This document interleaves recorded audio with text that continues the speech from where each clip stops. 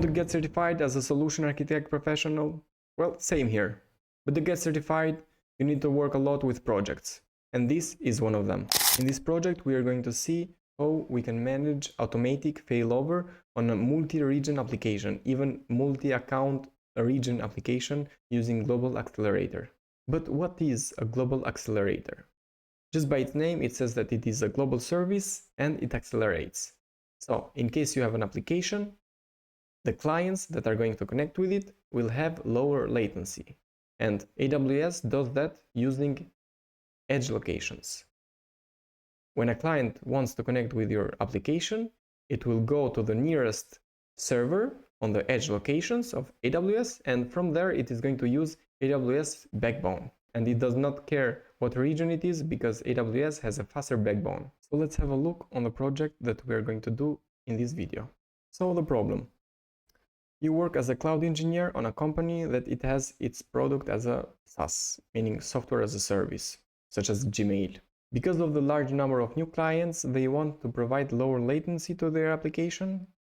And the application, first of all, it is private, meaning it is in a private subnet, so no direct communication with the internet is allowed.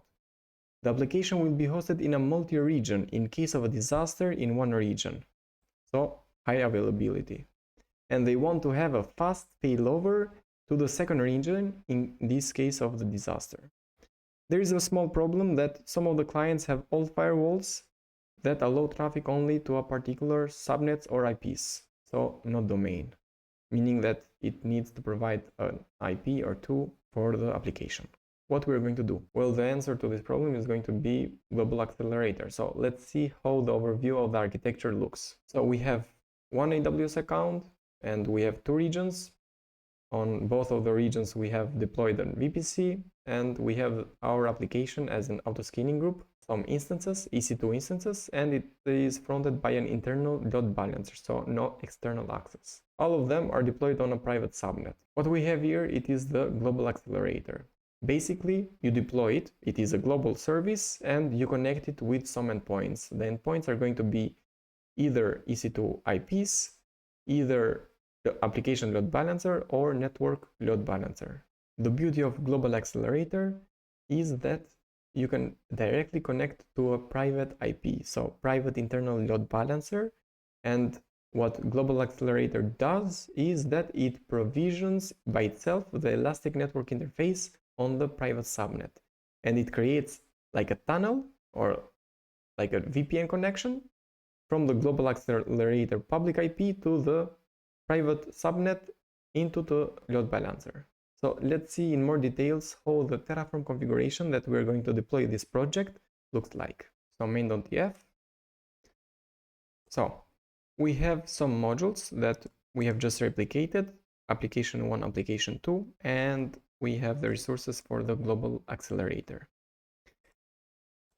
On the module itself, what I have deployed is that I've created the VPC components inside. So let's see.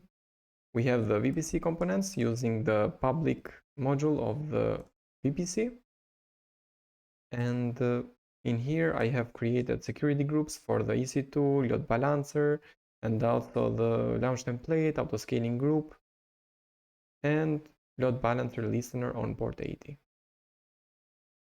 Since we're going to replicate it, then we can just create it as a module and copy and paste. Now we are going to deploy it in two regions. So we are going to use providers. What I have done in Terraform, you can use alias for the provider and you specify what resource you want to deploy in which alias or in which account or in which region. So the app 1 is going to be on US East 1 and the app 2 is going to be on US West 2. I have inserted some input variables such as instance type, the region, some prefix, and also the VPC CIDR block. So based on this VPC CIDR block, it's going to create the VPC and also the public and private subnets. Now the Global Accelerator and all its components. Now first of all, let's run the Terraform deployment because it takes some time. And while it runs, we're going to check the resources. So cd global accelerator terraform init terraform validate and apply.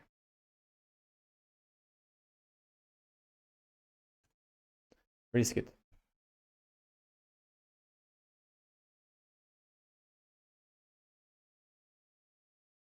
Okay, so while this continues, let's see the global accelerator configurations.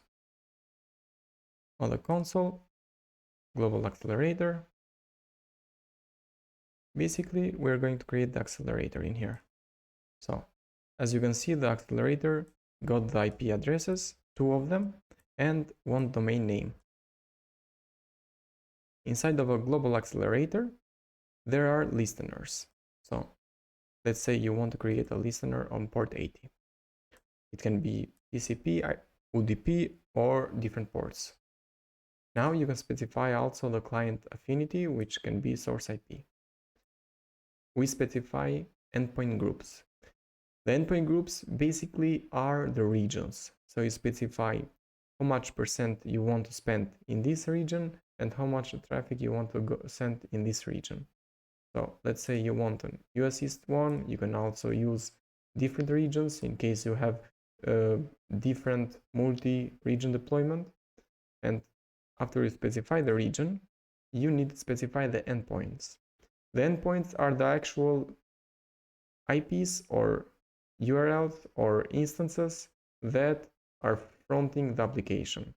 So in this case, it can be an application load balancer, network load balancer, EC2 instance, or even elastic IP addresses. So, and our use case is going to be application load balancer. Now, on the weight, in case you have multi-load balancer in one region and you want to make like the weight between them, you can specify 2 endpoints on 2 different load balancer in the same region, and you can specify the weight. So basically it can be 255 in one application load balancer and 1 on the other. So it can be like an active and standby load balancer. Or in case you want to provide active and standby on multi-region, you can specify the traffic dial, which is going to be 100 for the active and 0 for the standby. And basically all of this is going to be deployed by Terraform. And it's still creating application load balancer. Now, let's see a little bit the module. The module itself is going to create the applications. And what I have done is just some user data that installs Apache, so HTTPD, and says that website from app and var.prefix is going to be either app1 in one region or app2 in the other region. And that is all for the application. And as you can see, the application load balancer, it is internal as true. And the subnets where it is going to be deployed, it is private subnets. So let's see the resources that are getting created. So let's start by going to the application load balancer. EC2.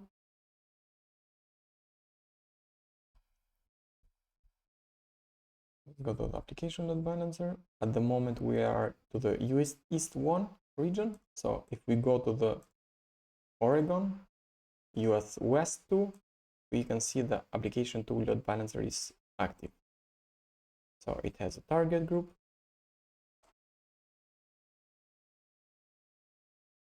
The health is normal and we have the instances. Now, as you can see, the instances are provisioned, they are private. The load balancer also it's internal.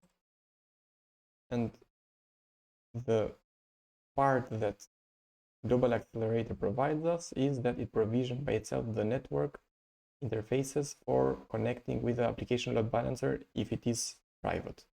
So network interfaces, we can see that there are some network interfaces that are created from the Global Accelerator. As we can see, for each subnet, the Global Accelerator has created network interfaces.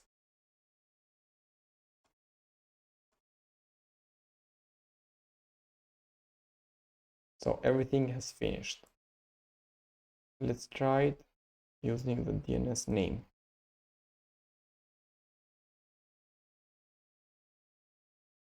So website from app 1. And we can do all day by clicking it, and it will say app 1. So the endpoint of the US East 1, which has the active at the moment, has the application load balancer, and it is on the healthy state. Well, here comes the problem. So a large meteorite is coming and it is going to destroy the North Virginia. What it's going to do on our use case and what Global Accelerator is going to do to our application. So let's try it. I've created a bash script that connects with the target domain name of the Global Accelerator and then just curl it.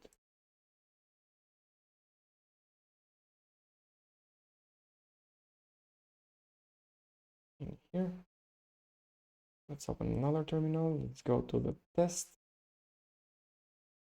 and let's run the check bash script. So hash check. So as we can see, it replies as website from app 1, the same that our browser says.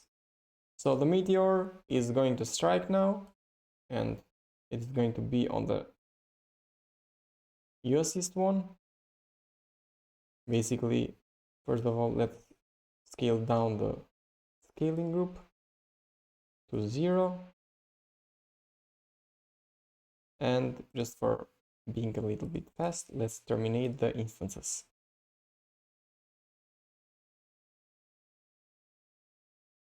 So immediately we got 502 bad gateway. So we don't have an endpoint to connect with. Now the Global Accelerator has some settings that specifies how much it's going to wait for the health check. So let's go to the listener endpoint. As we can see, it has a threshold count of 2 and the health check interval is going to be 10 seconds. So in case the Global Accelerator is not going to find a healthy endpoint for the next 20 seconds, so 10 times 2, 20, it is going to fail over to the next group or even next endpoint.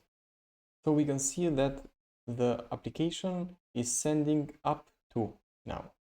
Why? Because the first region, US East 1, is now unhealthy. So we can see that health status is unhealthy. And Global Accelerator, by default, waits for the threshold, and after that, it will redirect to the healthy endpoints, which is the Oregon region. And let's try now to spin up the instances again. Now the problem was that sometimes the health check does not work immediately. So it will not be 20 seconds based on the threshold count and also the time to check for it, but it's going to be faster than 1 minute. So while we wait for the instances to spin up, they are on the pending state. Let's see how it is going to change on the reply. And as we can see, the website have replied with up to for a long time until the application 1 is spin up.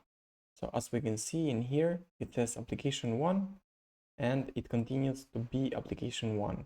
And this is because the endpoint now it is healthy. And because of the weight, we have specified that 100% is going to be on the region 1, so US East 1. In case this region goes down again, then it's going to send the traffic to the Oregon or region 2. So first, stop the curl commands And then let's destroy the entire application so no cost can be done to my account. This is the beauty of Terraform. You can spin up, spin down, whatever you want, and it can be instant. No need to manually configure it.